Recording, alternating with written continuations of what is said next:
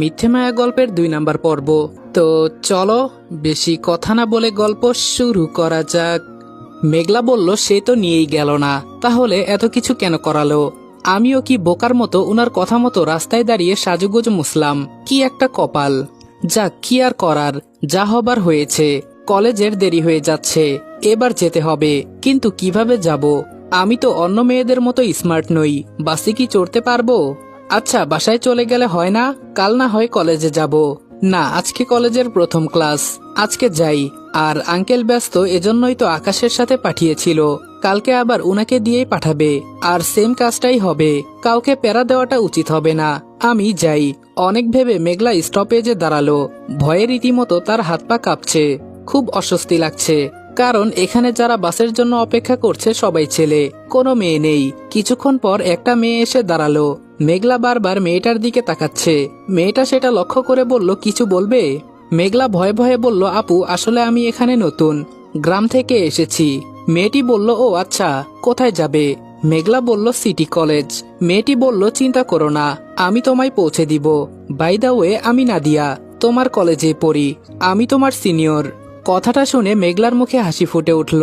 কিছুক্ষণ পর বাস আসলো, কিন্তু একটাই সিট খালি আছে। নাদিয়া মেঘলাকে বসিয়ে দিল। মেঘলা বলল, আপু আমি দাঁড়িয়ে যেতে পারবো, আপনি বসুন প্লিজ। মেয়েটি বলল, তুমি বসো, দাঁড়িয়ে যেতে আমার সমস্যা হবে না, কিন্তু তুমি দাঁড়িয়ে গেলে আমি আর কলেজেই ঢুকতে পারবো না। মেঘলা খুব অবাক হয়ে বলল, মানে? নাদিয়া বলল, কিছু না, তুমি আমার ছোট বোনের মতো।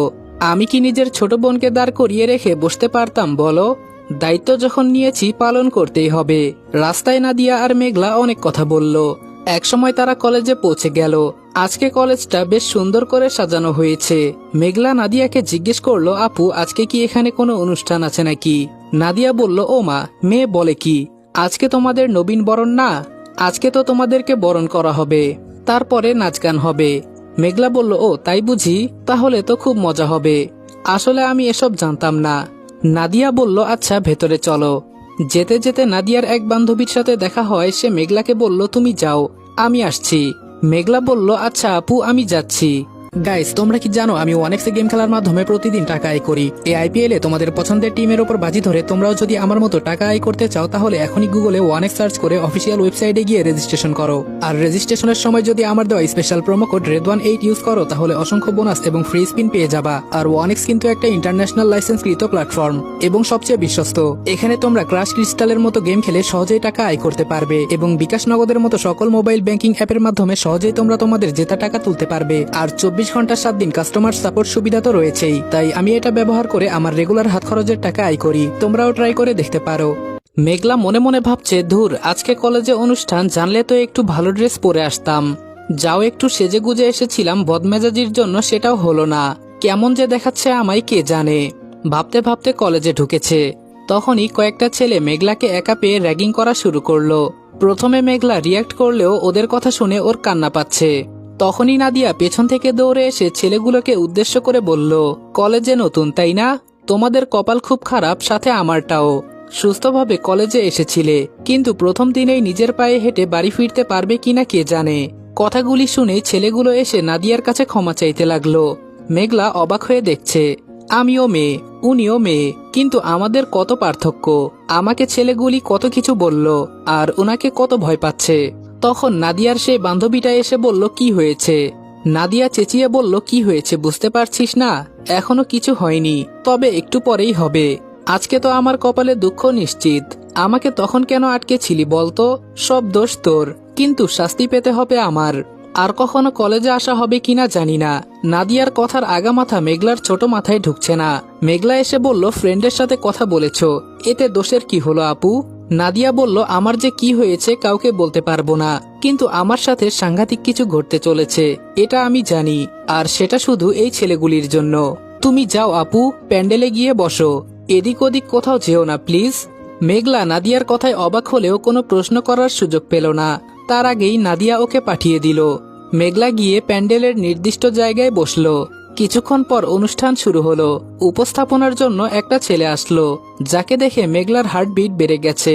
কারণ ছেলেটা আকাশ। সে যে ড্রেসে বাসা থেকে বের হয়েছিল সে ড্রেস পরে নয়, নতুন ড্রেসে নতুন সাজে সবার সামনে এসেছে। নীল পাঞ্জাবিতে আকাশকে অসম্ভব সুন্দর দেখাচ্ছে। সব মেয়ের চোখ তার দিকেই। মেঘলাও হা করে তাকিয়ে আছে। আকাশ বলল, ভাবছি কি বলা যায়, আসলে কি বলা উচিত। তোমাদের সবাইকে আমাদের কলেজে স্বাগতম জানানো উচিত, তাই না? কিন্তু আমি তা বলবো না, বরং কলেজের স্যার এবং পুরাতন সকল স্টুডেন্টদের বলবো, আসুন দেখে যান, আমাদের কলেজে আজকে তারার মেলা বসেছে। কারণ এখানে আজকে যারা বসে আছে তাদের প্রত্যেকেই এক একটা স্টার, যাদের পরিচয়ে সবাই আমাদের কলেজকে নতুন করে চিনবে। তাহলে চলুন প্রথমে সেই স্টারগুলোকে ফুল দিয়ে বরণ করে নেই। আকাশ সুন্দর করে গুছানো উপস্থাপনার মাধ্যমে সবাইকে আনন্দ দিচ্ছে, আর 4টা ছেলে মেয়ে এসে সবাইকে ফুল দিতে লাগলো। সবাইকে রজনীগন্ধার স্টিক দেওয়া হচ্ছে। মেঘলার অনেকটা ভালো লাগছে। আকাশ নানা ভঙ্গিতে কথা বলে সবাইকে হাসিয়ে যাচ্ছে। একটা ফুল দিতে দিতে মেঘলার কাছে এসে একটা গোলাপ দিল। মেঘলা বলল, সবাই তো রজনীগন্ধা পেয়েছে, আমি গোলাপ কেন? মেয়েটা হেসে বলল, তোমার গোলাপ পছন্দ এজন্য। মেঘলা হতবাক হয়ে বলল, আপনি কি করে জানলেন আমার গোলাপ পছন্দ? মেয়েটা আমতা আমতা করে বলল, না মানে সব মেয়েরাই তো গোলাপ পছন্দ করে, তাই বললাম আর কি। আসলে আমার কাছে রজনীগন্ধা শেষ, তাই গোলাপ দিলাম। এই বলে মেয়েটা চলে গেল, অথচ মেয়েটার হাতে রজনীগন্ধা ছিল। মেঘলা মনে মনে ভাবলো, মিথ্যা কেন বলল মেয়েটা। যাক, ভালোই হলো, নিজেকে অনেক লাকি মনে হচ্ছে, সবাই রজনীগন্ধা পেয়েছে। সব ভাবনা বাদ দিয়ে সে আবার আকাশের কথাই মন দিল। একে একে স্যারেরা বক্তব্য রাখলো। বক্তব্য শেষে আকাশ বলল, এবার উপস্থাপনা করবে নাবিল। কথাটা বলতেই সবাই আপত্তি জানালো, তারা আকাশের উপস্থাপনা শুনতে চায়। নাবিল এসে বলল, আরে আপনারা কি আকাশের কথাই শুধু শুনবেন? আমাদের হিরোর নাচ দেখবেন না? একটু সময় দিন, হিরো ড্রেস চেঞ্জ করে আসুক, তারপর নাবিল কথা বলতে শুরু করলো। মেঘলার চোখ শুধু আকাশকে খুঁজছে। সে এদিক ওদিক খুঁজতে লাগলো। কিছুক্ষণ পরেই স্টেজের পাশে এসে আকাশ দাঁড়ালো। আকাশ এবার কালো জ্যাকেট পরেছে, সাথে সাদা টি শার্ট, চুল জেল দিয়ে সেট করেছে, কানে কালো দুল পরেছে, সাথে সানগ্লাস।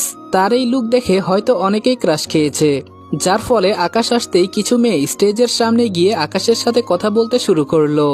আকাশও হেসে হেসে কথা বলছে তাদের সাথে। মেঘলার আকাশকে দেখতে ভালো লাগলেও মেয়েদের সাথে কথা বলাটা খুব খারাপ লাগছে। মেঘলা মনে মনে বলল, শাকচুন্নির দল জীবনে ছেলে দেখিসনি?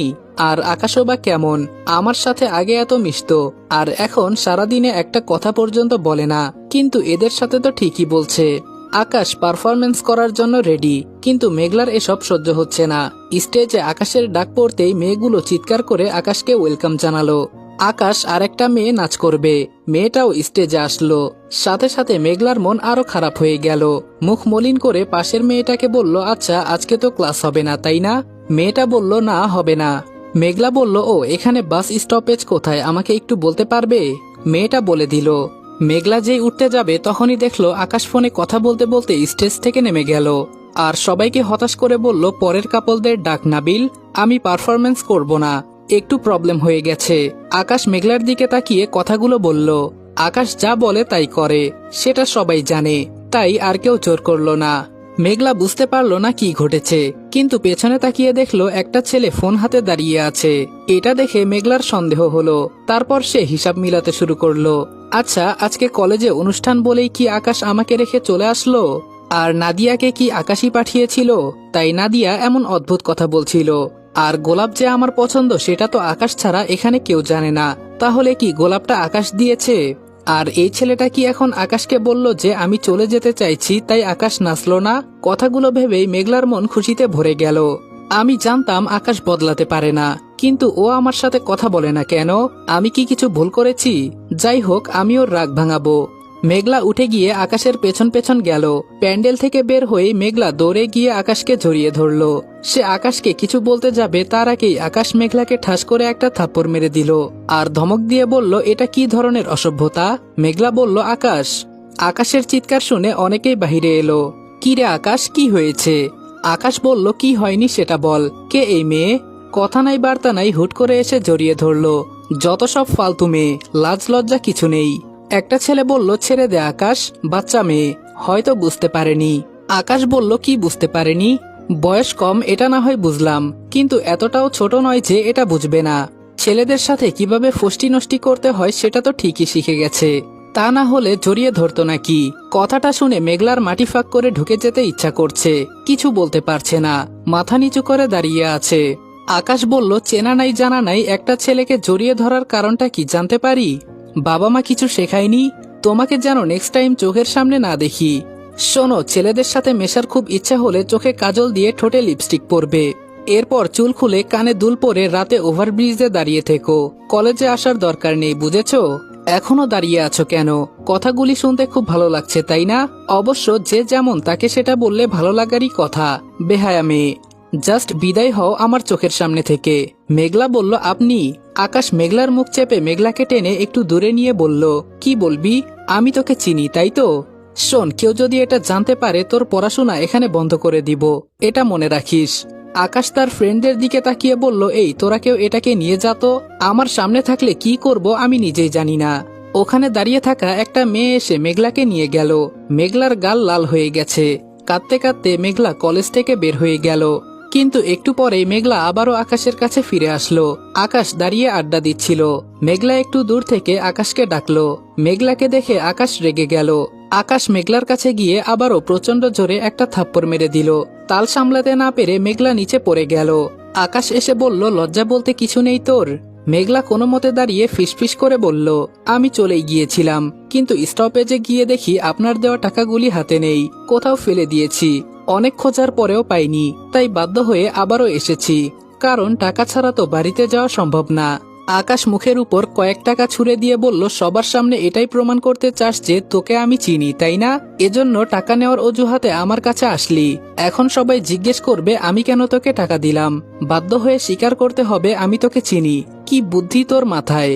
মেঘলা বলল, আমি তো সবার সামনে কিছু বলিনি, আপনাকে ডেকে এনেই তো বললাম, তার জন্য আমাকে মারলেনও।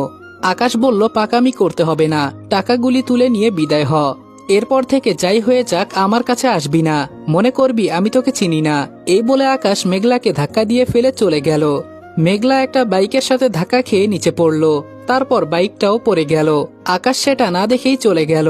মেঘলা সেখানেই বসে কাঁদতে লাগলো। কিছুক্ষণ পর নাবিল বাইক নিতে আসলো। এসে দেখে একটা মেয়ে তার বাইকের পাশে বসে কাঁদছে। নাবিল বলল, আরে বাইকটা পড়লো কিভাবে? আর কে আপনি? এভাবে কাঁদছেন কেন? মেঘলা বলল, পড়ে গিয়ে ব্যথা পেয়েছি। কোন খাচ্চরের বাইক জানি এটা, আমার পায়ের উপর পড়েছে, সরাতেও পারছি না, আর উঠতেও পারছি না। নাবিল বলল, ও মাই গড, কি বলেন? কাউকে ডাকলেন না কেন? আপনার পা হয়তো ভেঙে গেছে। নাবিল বাইকটা তুলে মেঘলাকেও তুলল। তারপর বলল, চলুন আপনাকে হাসপাতালে নিয়ে যাই। মেঘলা বলল, না, আমি নিজেই যেতে পারবো। বাইকটা তো পায়ের উপর পড়েনি, সামনের দিকটা একটু পড়েছিল। আমার বেশি একটা ব্যথা লাগেনি, কিন্তু বাইকটা নাড়াতে পারছিলাম না, তাই উঠতে পারিনি, যেতেও পারিনি। আর আপনি কেন নিবেন? আপনি যান, আমি নিজেই যেতে পারবো। নাবিল বলল, আমি নিব, কারণ বাইকটা আমার, মানে এই খাচ্ছ